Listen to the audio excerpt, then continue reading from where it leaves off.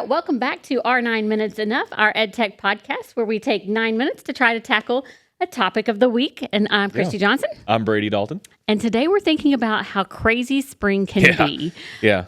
We were talking to a teacher the other day who literally said he was out coaching Monday, Tuesday, Thursday, and Friday. And I'm like, what do you even do with that? So, well, that's hard for like the teacher, but also who's doing the coaching. Sure. But it's also hard for the teacher who their kids aren't there. So their kids aren't there. Yeah. I can say your kids are out just as many times. My dad, of course, is teaching, and that's it. You know, it's just like, when are they there? It's kind of like whack-a-mole. You know, you just try to catch them when they're there. Yeah. So, especially when you're getting ready for star season and stuff like that. And I can say that's such a hard time. They're so busy outside of school. With extracurriculars, those kinds of things, but it's also a really busy time in the academic setting. Yeah. So, like, where do you get your break? Where do you get your break? And I think that's kind of what we want to focus on today. Is we hear the term self-care so much that I think it's kind of gotten watered down. Yeah, I think people think of kind of the woo-woo stuff. You know, when you think of self-care. But it's really about taking care of yourself so that you can take care of others, and that's our ultimate job. Is we're in charge of a whole bunch of kiddos in the classroom. So we have to think about those things. So one of the ideas that I really liked, I've seen, it's Dr. Sandra Dalton Smith, no relation, no relation, but she talks about the 7 types of rest, and I think that's important because it's not. There's not one perfect way. Everybody's different. Yeah. So when you say rest, I just think rest. Like, I'm taking a nap. Taking a nap. Yeah. And there is definitely a place for a nap. Yeah. But sometimes, you know, if you are just, I find like a lazy weekend isn't always the way to go back and recharge. Yeah. You know. Yeah. So what kinds of things do you do to kind of recharge and make sure you're able to take care of those around you? Yeah, I think for me, one of the things is like a cluttered space is a cluttered mind. Oh, yeah. And so like that doesn't feel rejuvenating, but it's like that high of when you're finished with something. And so like when I feel stressed, and my wife can attest to this, like she's like, "Are you rage cleaning?" I'm like, "Yes, I am." Like when I feel stressed, when I feel anxious, when I feel like overwhelmed with things, especially at work, where you're like, I can't figure this out, and I feel overwhelmed with it. Taking those things that I can see an immediate response, an immediate closure to, it just makes you feel like you've accomplished mowing things. the lawn is so good, right? Because like when you get finished, you can see it. You see that? You see the lines. Yeah, it's all nice and clean and decluttered. But I think flat surfaces, that's like a usual key to my mental state of being. If the flat surfaces in my house are piled up, it probably means my brain is piled up. For sure. So, and I think I could see that even in my kids, like when their rooms got out of control, like when they were younger. It's usually when things were stressful for them and they were overwhelmed. So and speaking about your kids, like I've noticed, and this is true for everyone, like when they've been on a screen, even if it's like we'll think like my son, like, "Hey, I want to draw." Right? Great, we love drawing, but he always wants like a screen for like a reference image. Like even just that, whether it's like the blue light or whatever it is. Like just taking those times when like my wife and I have been talking about how we'll do this summer. It's like, how can we like just take a break? Whether it be for like a week, a day, a month. She was like, let's do a whole summer. I don't know.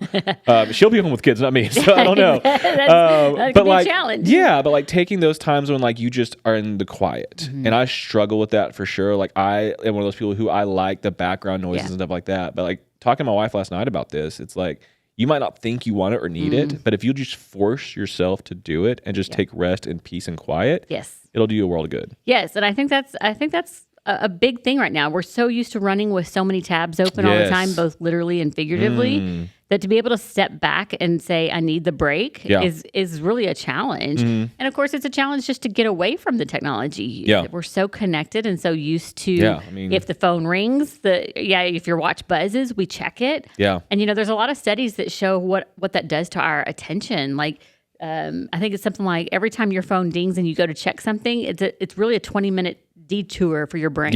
And that's just wild to think about. Yeah, I'm because you're going from like I'm focused on a task to now like you get out of the flow of that. I'm thinking about something completely different. Like how long were you working on that task, right? So if I had this thought process, this mind process of getting to this goal, and now I've just stopped it. Where do I jump back on? Right. And sometimes it takes a while to get back into it, and so now you've wasted some time. That's one of those habits I would really like to get into. I haven't quite figured out how to make it work. Is do a set time to check email, so that I'm not constantly just waiting for that to come in, and trying to tackle it as it comes in instead of like prioritizing it. So and that's really hard. Like if you're thinking about the classroom or just like the school environment, like thinking about that for like administrators, where like I know I've done it where I'm sending out an email and like I'm a little annoyed that people aren't responding, right? Which like they're teaching, right? They're busy. I mean, they're busy, like, and so maybe that's something that admin can kind of think about, where it's like, unless it's an absolute, and honestly, if it's an absolute need, then it needs to be done in person. It needs to be in person, intercom, something like that. Immediate. Maybe it is where you said, hey, I'm going to set a standard for my staff, my district, where we're going to do, hey, we're going to do a 7:30 email blast. So like if you're before your day or whatever, and we're going to do an end of day email blast. That way you're not kind of that back of your mind worried about that email. Yeah, for I sure. think that's a good way to look at it. You know, and I've seen some people really set some good boundaries with that. The bottom of their email says, I'm answering this when it's convenient for me. If it's not convenient for you, then I understand. And I'm like, what a way to recognize that like we all need to take care of our digital selves a little bit better. Yeah. I think that's a really big piece. So besides kind of the digital tech breaks, what do you do to take those breaks? What else do you like to do? I know for me, nature outside. I want to sit on my patio, drink my coffee. I love to go camping in a camper, not a tent. Sure. Yeah, so. Same thing. Like, and so like I think for me, my wife asks us, "Do you ever just like be in the quiet?" Yeah. So if I'm in my house, usually no. Like, what am I enjoying quiet in my house? But that's just me. That's a weirdo. But like if I'm outside, that's where I can totally disconnect, and I don't have a problem with that. Yeah. Being out there where you're just walking through a trail or just sitting next to water. I mean, I could listen to a babbling brook all day long. Yeah. By the time my son goes to sleep, he just listens to that. The sound. Yeah. But just doing that, and then also just like doing things with my hands. Yeah.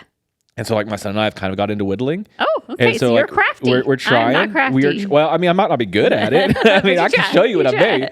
But like we're trying to kind of get into those things where we can do with our hands. And I know that connection between your hands and your brain, and just like if I'm doing something peaceful, but I'm still getting that like completion that I'm looking for. Yes. I think that's kind of the best of both worlds for sure. And that's one of those 7 types of rest is creative. So like I think it's important to kind of figure out which one you need. Some of us need some breaks, maybe from people in general. So sometimes that quiet, we just need to recharge ourselves. And I think as educators, when you're around people constantly, that might be a really important piece. Is I need to disconnect digitally. Maybe you need to turn on Do Not Disturb so that there's no those messages aren't coming in.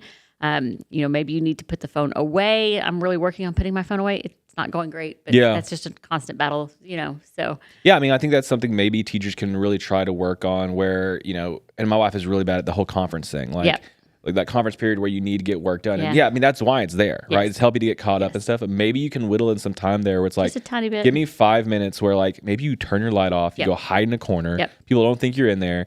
And you just sit there and quiet for 5 minutes, Maybe snack on a cracker while you're doing that. I don't know. And yes, definitely feed yourself. That's part of taking care of yourself. Yeah, teachers are bad at that. Teachers are so bad at that. Well, drink some water. Those kinds of things. Yeah. Really physically take care of yourself is really really difficult.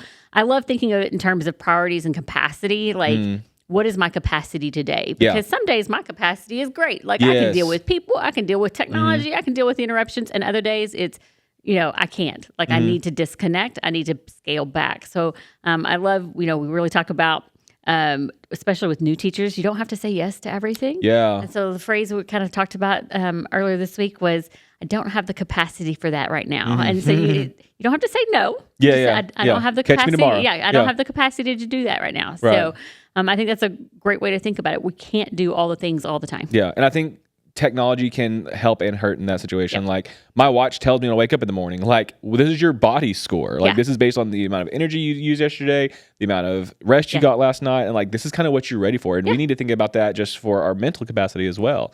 Is like, man, yesterday was a really hard day. I was up late. I was doing grading. And like maybe I don't say yes to doing this duty today because I can maybe do it tomorrow and do it better. Yeah, absolutely. Or reschedule something, things like that. But I think that's important for educators to notice in their classroom as well. Where's the student's capacity? I can remember a teacher in high school who realized they are not with me today. And she just said, let's pause. Let's do something that takes a little less brain power today. And we'll come back to that later. And it was the best thing she could have taught us, because she taught us to take care of ourselves. Yeah, I mean, it's better to be a day behind, but have a really successful day of learning than to stack days upon themselves where nothing's actually happening. Yeah, so, for sure. Yeah. I think that's an important lesson we can take with us this spring. Yeah, and for sure. We have covered it in 9 minutes or less. All right, perfect. All right, until next time, we'll see you. Thanks.